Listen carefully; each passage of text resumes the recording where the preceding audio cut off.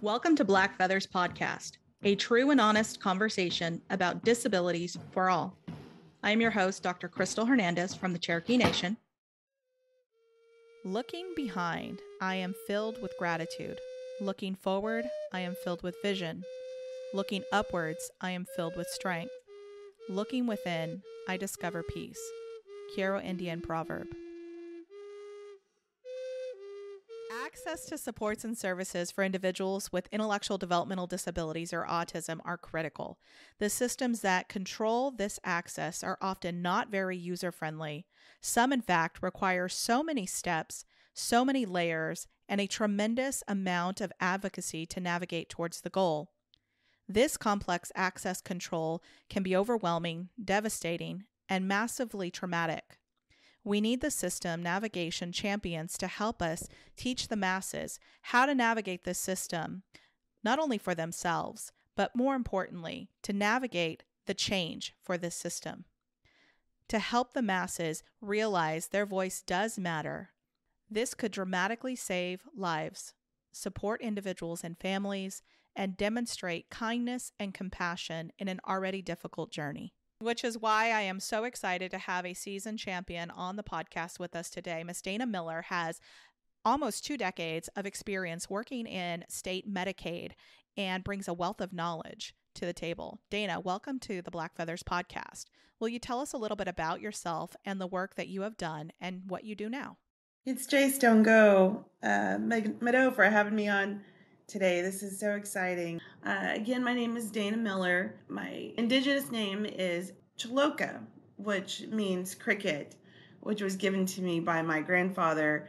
And kind of the story behind that is that I would be awake, kind of a good night owl, and sing and talk all during the night and sleep mostly during the day. And so if you ever, feel the need to, if you see a cricket, just think of me, and that's what my name is. So I'll go by Dana or Chaloka, whatever. I'll respond to both. I come from 2 tribes. I'm Red Lake Ojibwe from Minnesota, which is what my mother is, and I'm also Seminole, which is what my father was. So I'm also Bear Clan, and I have quite a bit of background and knowledge of my culture in both tribes. I kind of make that a priority in my life to not only learn my culture, but also practice it and teach it and share it as much as possible. Let's see, on my personal side, I just, my hobbies are stained glass. I'm a mother of 2 grown boys, Jake and Jagger, and the wife to Billy, who is Sac and Fox. So, and let's see, what else am I forgetting as far as personal? Oh, I'm a Swiftie. Love Taylor Swift. And so I was just listening to her this morning to wake myself up. So let's see, Miss Crystal. I am in my career, I started out. I have a degree in Native American Studies from the University of Oklahoma. Wasn't really sure what I wanted to do with that, but I did know always that I wanted to advocate for my people on a level that is not only just, leaving it where the passion is, because there's tons of that, but kind of the guidance from the elders in my family, especially my father, and in my tribal community. Kind of was always taught to take what you learn, bring it back, and give it, that gift that you received, that is knowledge and empowerment, give that back to your people. So I ended up in the world of tribal health care. And for 17 years, I worked for the Oklahoma Healthcare Authority as the director of their tribal government relations. At the time when I came into that position, I had no idea what that meant, no idea that really what Medicaid was what was the difference between Medicaid, Medicare, and how that had such a significant place in Indian country. And I did learn over time how important it is to not only get resources from Medicaid, the Medicaid program, into Indian country, but more importantly, to get Native people, our tribal citizens, connected to this very important program that that gets people the health care that they need. I've always learned, that if you can have everything in the world, but if you don't have your health, you have nothing, right? So getting Native people connected to the health care that they need was always very important. I grew up in the IHS healthcare system. As a matter of fact, my mother was an employee at IHS. So when I say grew up in IHS, I mean I literally not only did receive all of my healthcare services from there, but the bus used to drop me off at school, from school to the IHS facility, where I would wait for my mom to get off work and do my homework in the waiting room, and got to know everybody. So what I learned from all of those experiences was I wanted to, my passion really lied with, and it didn't come to realization until I began at the Healthcare Authority, was that that passion really was kind of deep rooted in that Native people, we have so many healthcare disparities. We suffer from a lot of, disabilities, visible and not visible, mental health, physical, um, chronic disease, you kind of name it, we're right there at the top. And so getting our people connected to the healthcare that they deserve, which is the top, in my opinion, that just the top healthcare possible out there, was my passion. And so Medicaid is really a great opportunity to do that. A couple things that I learned going into Medicaid was the revenue from Medicaid is extremely important. Um, Indian healthcare is funded from the federal government at about 50%, or actually now I think it's about 40% level of need. So I've always thought about it, if you're 100% sick, uh, IHS can only cover about 40% of your health care, which is what is the other 60% supposed to do, right? So Medicaid kind of fills in that gap that the federal government by treaty is supposed to cover 100%. Our ancestors, bought and paid for that health care a long time ago, but it's, that treaty obligation is definitely not being fulfilled. So where do you fill in the gaps? Medicaid as a federal program actually helps fill in the gap. It doesn't do it all, but it helps. So Medicaid is an entitlement program, and I think that's where a lot of people in the tribal community either don't know, or they are maybe somewhat confused, just as I was when I even got the job at Medicaid, is that you're entitled to it as a citizen of the United States. You're entitled to this program if you meet the income guidelines. If you meet other criteria, you are entitled to it. So I used to set up booths or tables at tribal health fairs and different tribal events, and I would always hear this from folks when I would say, "Hi, my name is Dana. Would you like to enroll in the Oklahoma Medicaid program, also known as Sooner Care?" I would always get back, kind of like a confused, first of all, as to what that was. But I would also hear people say, "Oh, I can go to IHS for free." And that would kind of go all through me, because I would say, it's not for free. Your ancestors, they bought and paid for this a long time ago. So one, there's that you're entitled to that through treaty rights, but also as a citizen of the United States, you're also entitled to this program. So it would take a little bit of education to even get someone to see the value or want to enroll in the Medicaid program, which is really super important.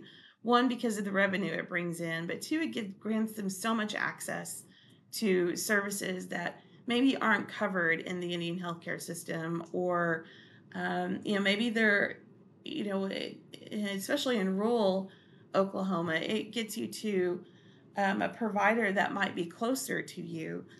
Growing up, when I would have to go to the doctor at IHS, we would have to pack a bag and a blanket and snacks and coloring books, because we knew we would be there for hours and hours in the waiting room, and have to drive maybe an hour to get to the local or to the closest IHS dentist or something. So that enrolling in Medicaid helps you to get connected to local healthcare providers, possibly in your town or the next closest town. That access for a lot of Native people means the world, and it's not only the services that they're able to access, but it's also the different medications or eyeglasses or dental care, behavioral health services that just maybe aren't covered by IHS or their tribal healthcare providers. So Dana, you mentioned something that really piqued my interest, because a lot of times it gets lost, is that the health of a person is so vital for everything else in life. Like, it's the foundation for building upon. And oftentimes, like you just mentioned, there are massive disparities, not only in service type, service availability, wait lists, but also geographic barriers that really make finding healthcare difficult, or accessing payer sources and things like that.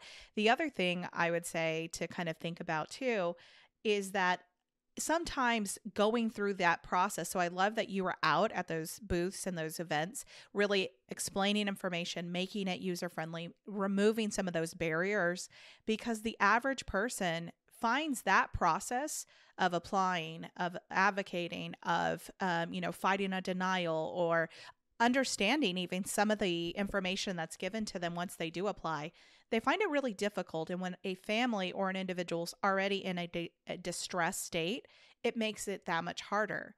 The other thing that we see overwhelmingly in our society as a whole, but really in our folks, is that preventative care is often forgotten about, because other things take their dollar, their time, their resource. And so they end up with only emergency kind of response to things that could have been prevented. What do you think about that? Oh, absolutely. In Native communities, what I found is, and I say, when I say things like that, it kind of helps me to kind of refocus, because I am the Native community, right? Myself and my family, um, where my neighbors, we are the Native community. So I don't have to look very far to think about those scenarios in that situation to kind of understand what barriers are ahead of us. Often when we seek healthcare, um, there's a lot of times it's we have in Native communities, we have our grandparents raising grandchildren, and they may not have the resources to something as you would think as simple as transportation. They may not have that available to them. So physically getting yourself from point A to point B is a barrier. A lot of times, not like you said, not understanding what does that mean to enroll into a state and federal program. That's daunting enough, given our history with the government. Where there's a lot of mistrust there. So why would you fill out an application that tells the government? My grandma used to say that don't tell everybody all our business, but you would have to fill out this application that tells the government everything that your income, who's living in your household, all of these things that there's just, a ton of mistrust. So, that's another barrier. If you think about people who live in poverty, which, a lot of communities are, especially in Oklahoma, live at or below the poverty level.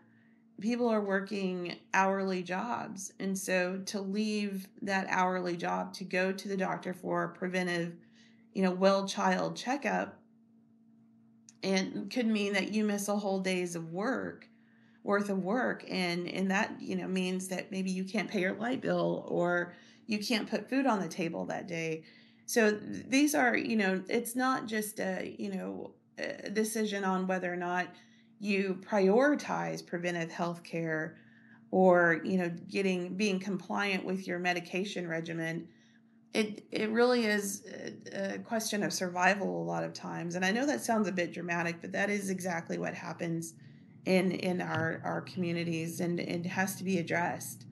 So that's why the more I dove into why Medicaid is so important, it does help to kind of bridge that gap and make things a little bit easier for our people in the community. There's transportation that's provided through Sooner Ride. In Oklahoma, it's called Sooner Ride, or you make a phone call and schedule it, and they'll come pick you up and take you to your doctor and get you back. So that, solves one issue.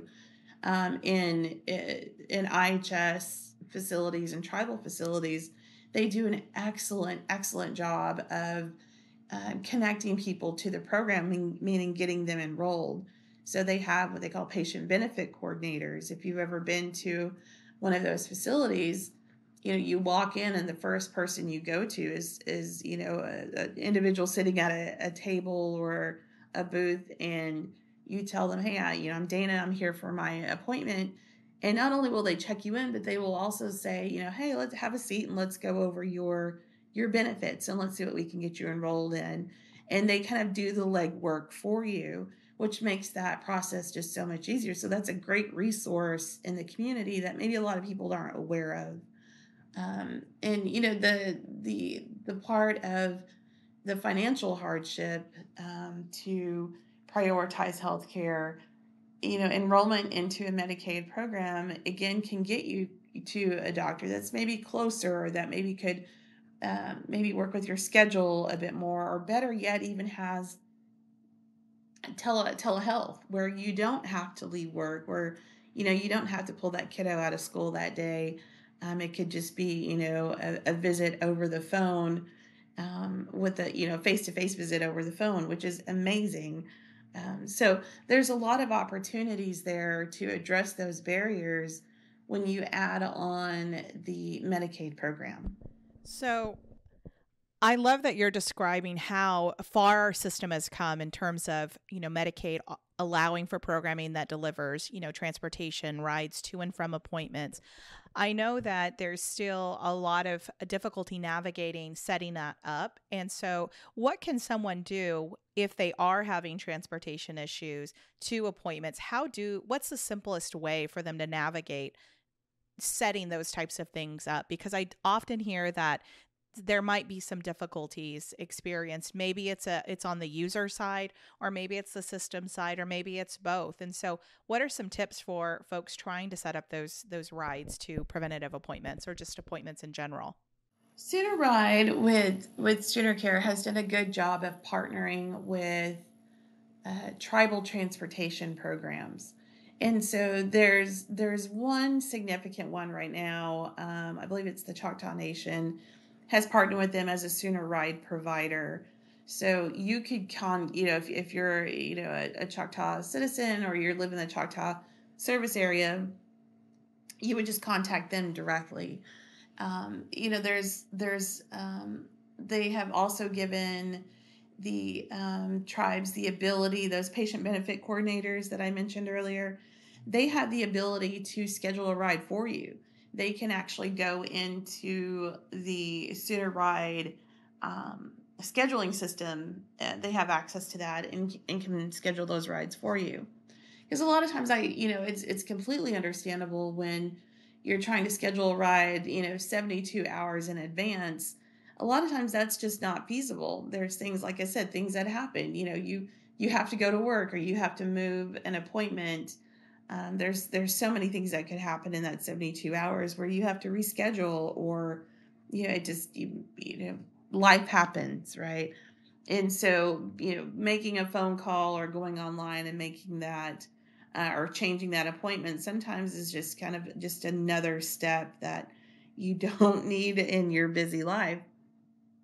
So utilizing those patient benefit coordinators really is something that you could do in addition to, making that phone call, the 1-800 number for Sooner Ride, or going on their website and doing that changes on your own.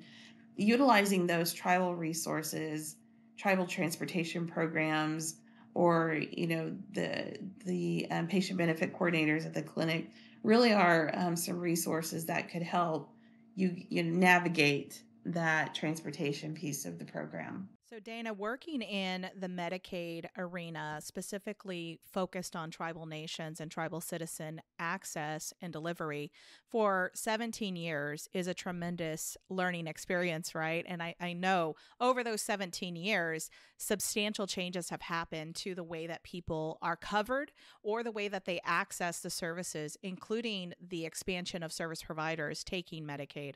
I can think back to, 15 years ago, when there was a lot of providers who were unwilling to take Medicaid. And it seems like there's been a shift where now, the data is really showing that there's a lack of private insurance providers that really is massive compared to the amount of providers who take Medicaid. And I heard it's because of access and ease. The application and approval process to become a Medicaid provider is somewhat easier than a private insurance provider, and it's quicker. And I hear that routinely. Have you found that to be true? Hey, from what I understand, is being on the provider side of a federal or state program is not always the easiest, right? So what I really commend the healthcare authority on is that they did work on that process, making it where they can go online and do it. I was there so long. I remember when there were paper contracts and enrollment processes that took forever, and so it's definitely been updated and automated to be more friendly to the user, which is the provider.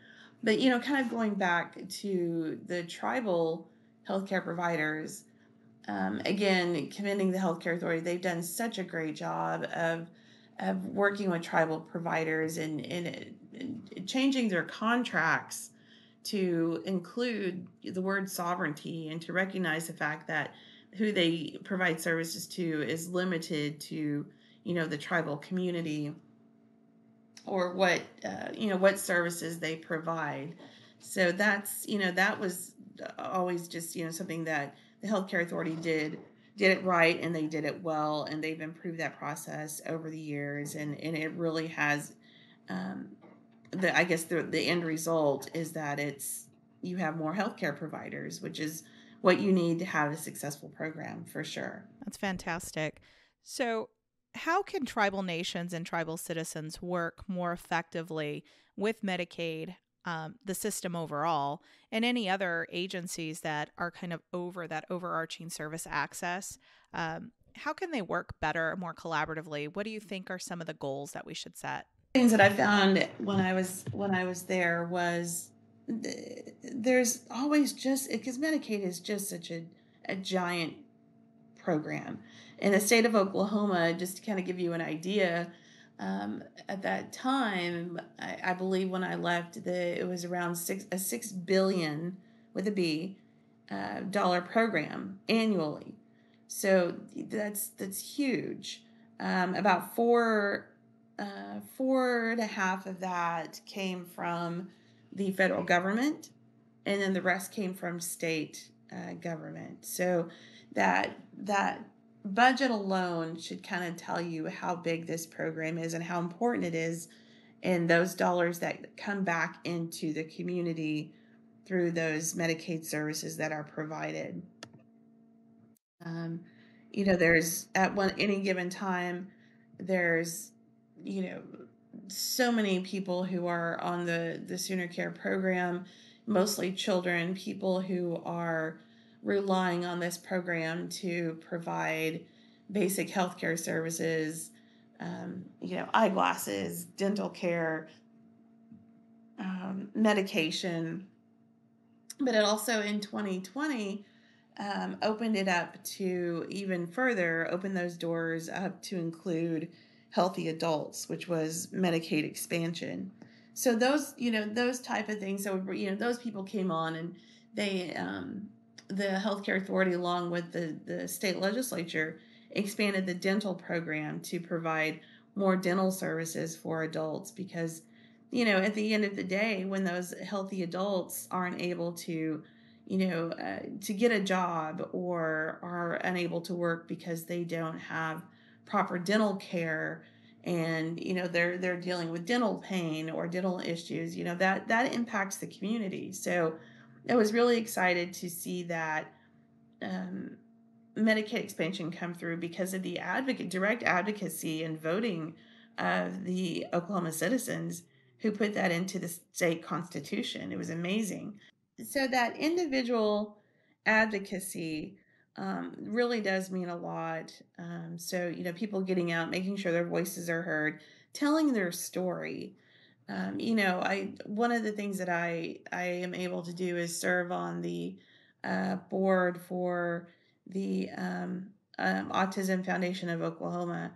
And so, just a simple policy change, I want to say back in 2018, just changed, the lives of so many people in Oklahoma who are dealing with autism. So applied behavioral analysis services, ABA services, was not covered by Sooner Care. And it was amazing to see that process happen, because it had been, it kind of declined as far as adding that on as a service for so many years.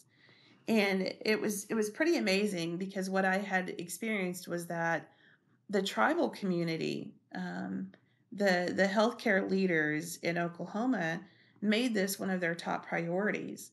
So through tribal consultation with the healthcare authority, they brought this up and wanted this to be a covered service.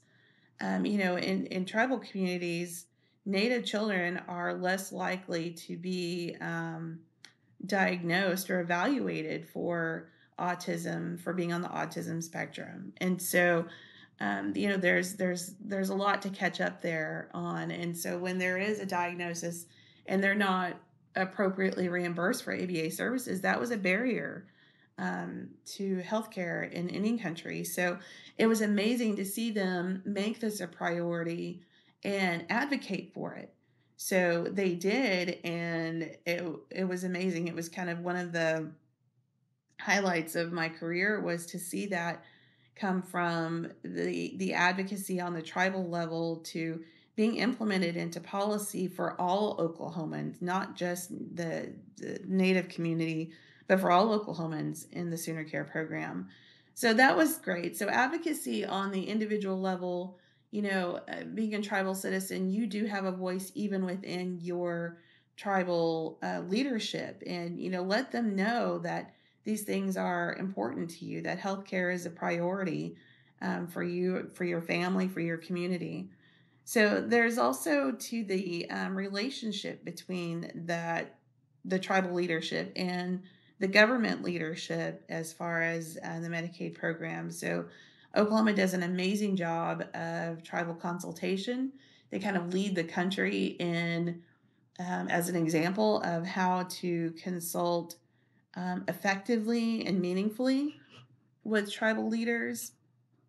And there's been so many good things that have come out of that, like I talked about, ABA services, but also, coverage for Native children who attend boarding schools in Oklahoma. So what I'm hearing is, as a tribal citizen, it's critically important for you to speak up and advocate to your local tribal leadership about the relevant program services and coverage needs that you and your family have, so that then that tribal leadership structure can go and advocate either federally or state, so that they can have their voices of their people heard, and they can focus on those priorities and look at ways to close those gaps for healthcare. Is that what I'm hearing? Oh, absolutely, Crystal. The and then telling your personal story with that is so powerful, and that's really where I can kind of trace back that the ABA policy to individual. It was as a Native father who brought together quite a few advocacy folks in his community and came to a meeting and made his tribal leadership aware about his own personal story and his child who who is autistic, and the barriers that they face as a family every single day. And so that, in my opinion, that's where that policy began. And when I see him out in the community every now and then, I'll remind him that his story was so powerful and his advocacy led to that, and not only to his child receiving those services now by the tribal providers, but also throughout the state. It was quite amazing. And just that one story, sharing your story, the power of it, advocating not only to your state and federal leadership, but your tribal leadership, definitely does have this ginormous impact. And it's pretty amazing to see, because in one of the things that I've learned, and I still learn it every day, is not everyone has this cultural understanding about Native communities and Native people. So we work with these folks every day, but they don't really understand, and kind of how would they, unless we have meaningful conversations with them. One, again, telling our stories, but coming armed with data and policy proposals, things like that, because they're operating in, like I said, in Medicaid, they're covering over 1 million people at any given time, and about 15% of those are American Indian. So when they're making policy decisions, or when they're making budget decisions on whether that's to decrease programs or increase services, they're making decisions based on the program, and that makes perfect sense. So it's kind of on Native people. It really is on the responsibility is on them to be that advocate and to speak up at every possible point in that process to advocate for their community. There's the lack of cultural understanding by non-native staff who are making those decisions. They want to know, and if they don't want to know, that's okay. Make it known, whether they want to know it or not. And and also too, that coupled with the complexity of the lack of understanding about the Indian healthcare system that they have. They're working with 60,000 healthcare providers in the state of Oklahoma, and just a small handful are tribal. So, just not even understanding that, how referrals work, when you're in the Indian healthcare system and you're referred outside. A lot of these people don't know what purchase and referred care means, PRC. We hear that in tribal communities all the time, because we're it used to be called Contract Health Services, CHS.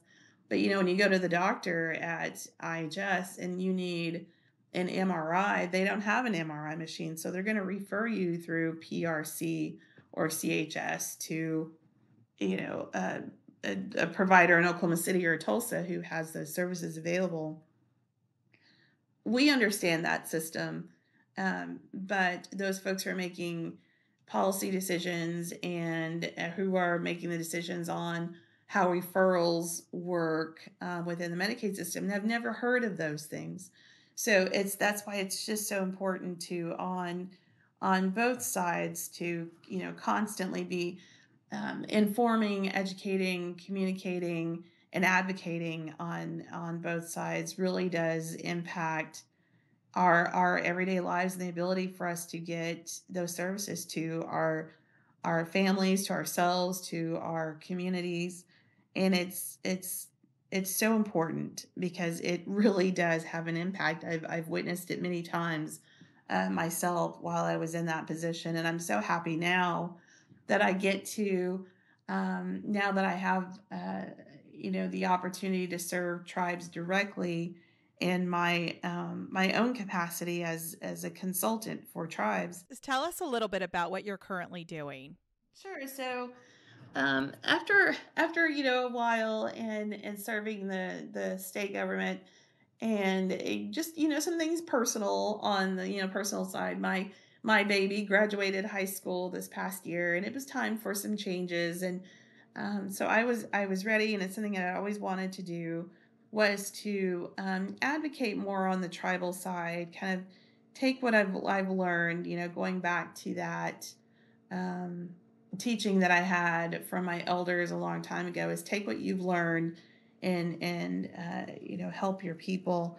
So I felt it was time to finally do that and step out onto my own as a consultant and serve tribes in their healthcare policy. So I get to go to these federal meetings and state meetings with an ear and out as the tribal consultant, as opposed to the hearing it and like thinking about what I can do on the state side. And now it's more of how here's what are the barriers for the tribe. Indian communities it's such a small world. It's even smaller in Indian healthcare in Oklahoma because everyone they all work so well together.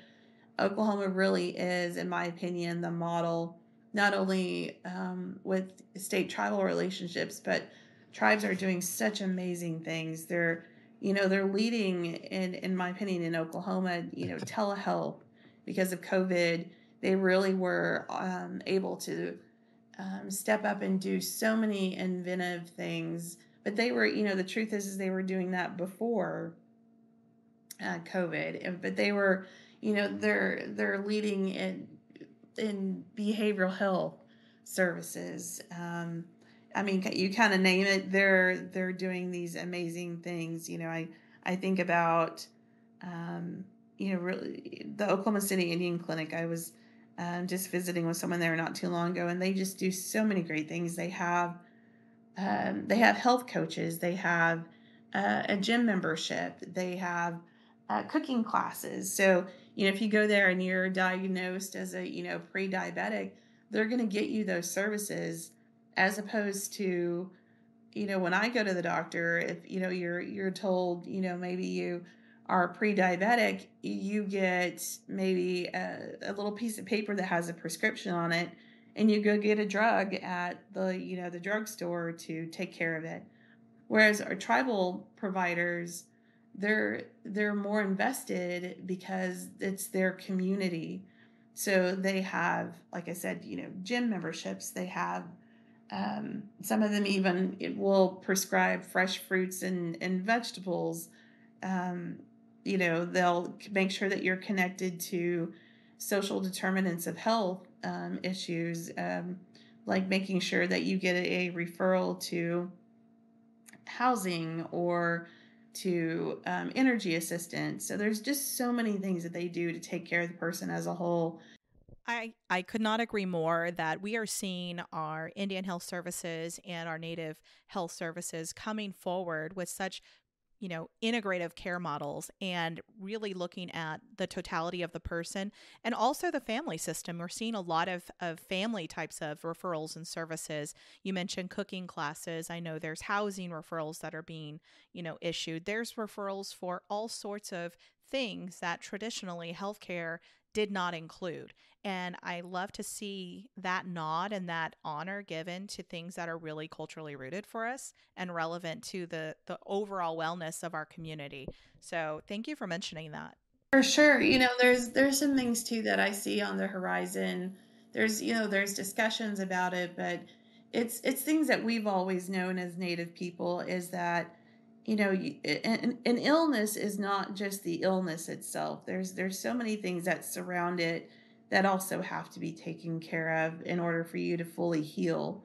And one of the things that I've been hearing a lot of lately is traditional healing.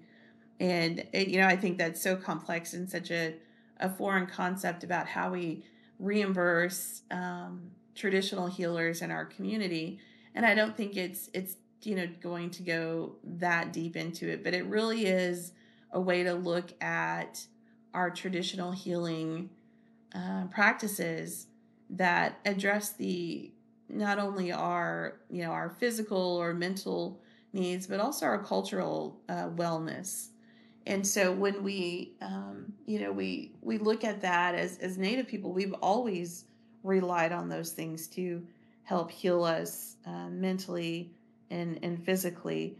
And so, there's when we have those discussions today, it's so great to when you listen to people from other tribes, not only in Oklahoma, but throughout the country, who talk about, well, we've been providing this service for years, for decades. And I think it's great. I heard from the VA and an update on a national level about how they allow smudging or smoking off in their hospitals for their Native patients, which is, if you've ever been in a hospital, there's definitely, no smoking, allowed, but it's, if you're doing it in a ceremonial way, they allow it.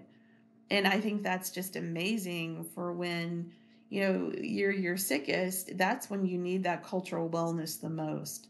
So they're already, light years, in my opinion, light years ahead as far as, like you said, treating the whole individual, but also being mindful of cultural wellness as well. Absolutely. I go around and talk about, protective factors, and that our our teachings, our history, our people really have such tremendous protective factors that were not always welcomed in, non-native treatment, if you will, and non-native support services. And I love the fact that we're starting to see them enter into that arena and get reimbursed, be, authorized, and really be respected, more importantly, because it is those protective factors that create a well person and really do positively impact that person, that family, that community in the future. So, Dana, thank you for sharing all that you have shared. I'm just curious if you can, in your experience working on the Medicaid government side, but now also as a consultant working on, specifically and directly with tribal nations, what do you see as the biggest methods for accessing supports and services, funding for those supports and services and treatments or placements? What can people do? What is the biggest thing that you would say, here's the path that if I could lay forward a map for you as an individual, what would that look like?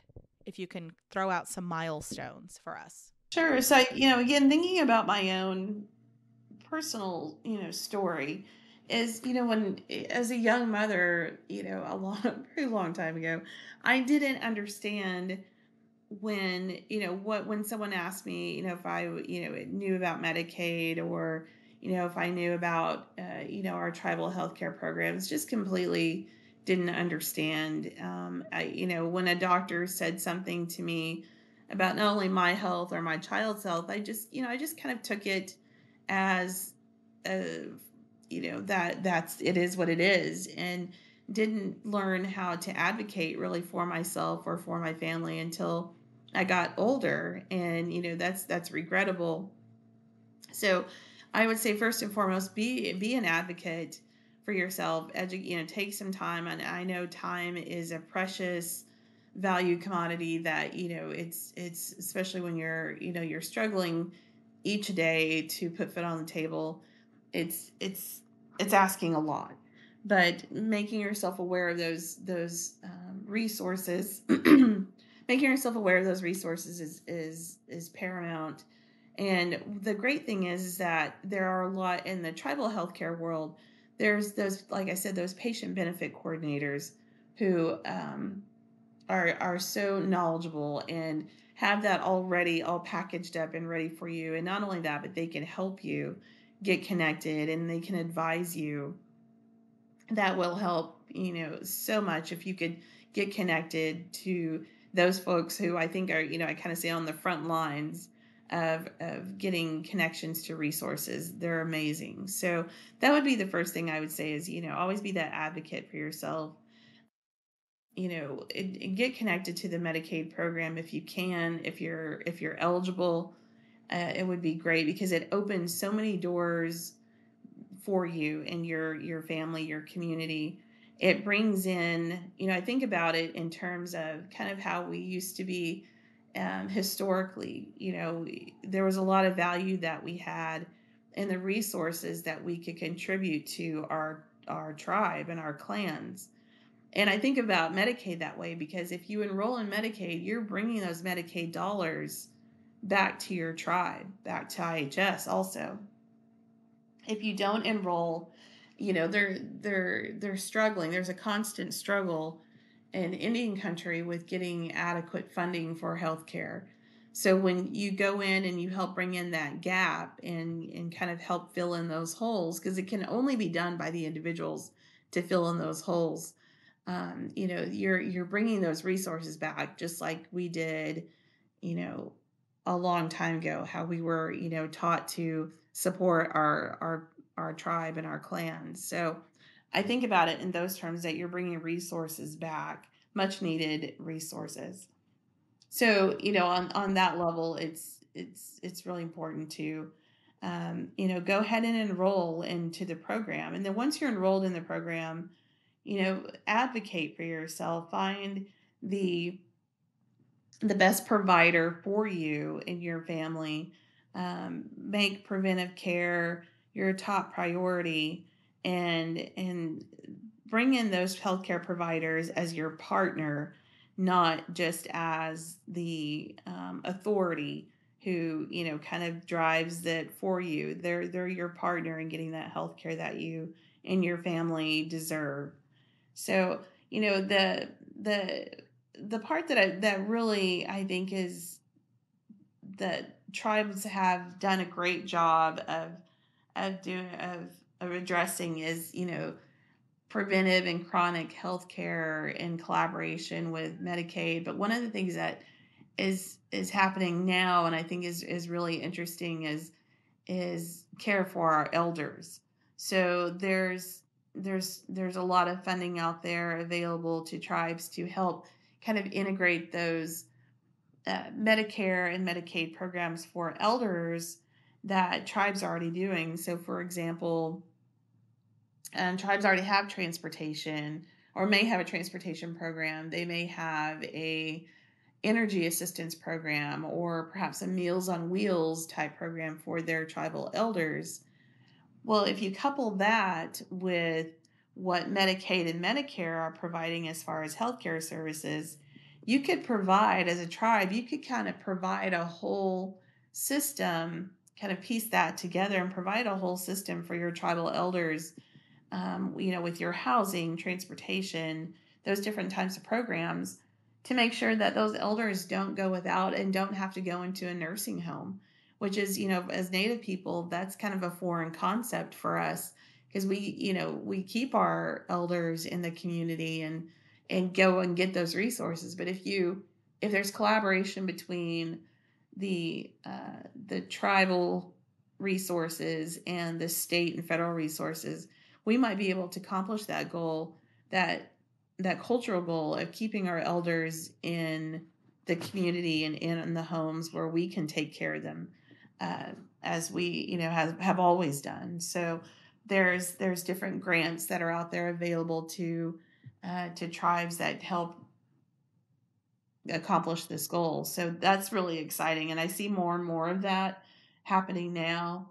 Behavioral health, mental health, those programs and funding for that are always, again, just like medical care, are always in short supply. So again, if there's an opportunity to address barriers and be creative, the Medicaid program has waivers, and there's different things that they can do for tribal programs to collaborate and kind of support what they already have, even if that's for traditional healing or, a program that they have found that works for their tribe. They can help make that happen. So I think collaboration and connection to the program, but most of all, advocacy, telling your story, being a strong advocate for yourself and your family, but also your community, I think are going to be the key.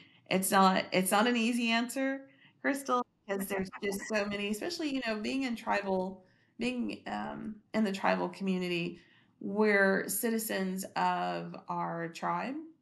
We're members of our community. We're citizens of the state of Oklahoma, and we're also citizens of the United States federal government. So there's just this complexity of us navigating this healthcare system. So the answer gets even more complicated in our community, but it's definitely it's doable, it's worthwhile, and there are so many wins to have. And I've personally witnessed those, and I hope to witness more in the future. So it sounds like, Dana, what you're describing is that being a tribal citizen is often complex. We're a citizen of the nation, we're a citizen of the state, we're a citizen of the United States, and sometimes all of that complexity can lead to gaps in healthcare coverage or just a difficulty in understanding what is available to us, what our options are, and how to truly advocate to close the gaps on the things that we need. Well, Dana, thank you so much for joining. You are just a wealth of knowledge, and I could not agree more. Advocacy is critical, being innovative and creative, challenging the status quo. All of those things are so important. There's never been a time when there's been more available funding for tribal nations, tribal programming, and integrative care than there is now. And so it is critical that we take advantage of those opportunities and really explore and ask, if not, why not? Can we do something different? Can we do something better? Because like you mentioned, bringing that knowledge or that resource back to our people is what creates the strength for the future.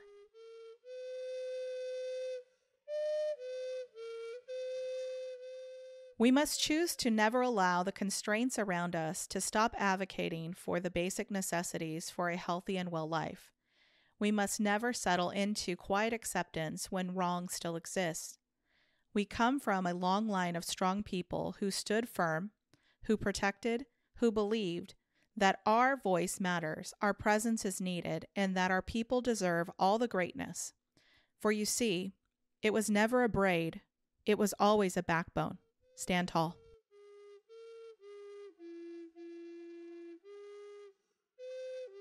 We want to thank our listeners and hope that you'll continue to listen, subscribe, share, and provide ratings and reviews. Also follow us on Twitter at BlackFeathersPod. You can get resources and information about this podcast at blackfeathers.org. Thank you to Cherokee National Treasure, Tommy Wildcat, for the use of your flute music on this podcast. I want to thank Lucas Frazier and the boys for letting us use their drumming music. Please subscribe to Black Feathers Podcast. You can find us wherever podcasts are found. We would love to hear from you.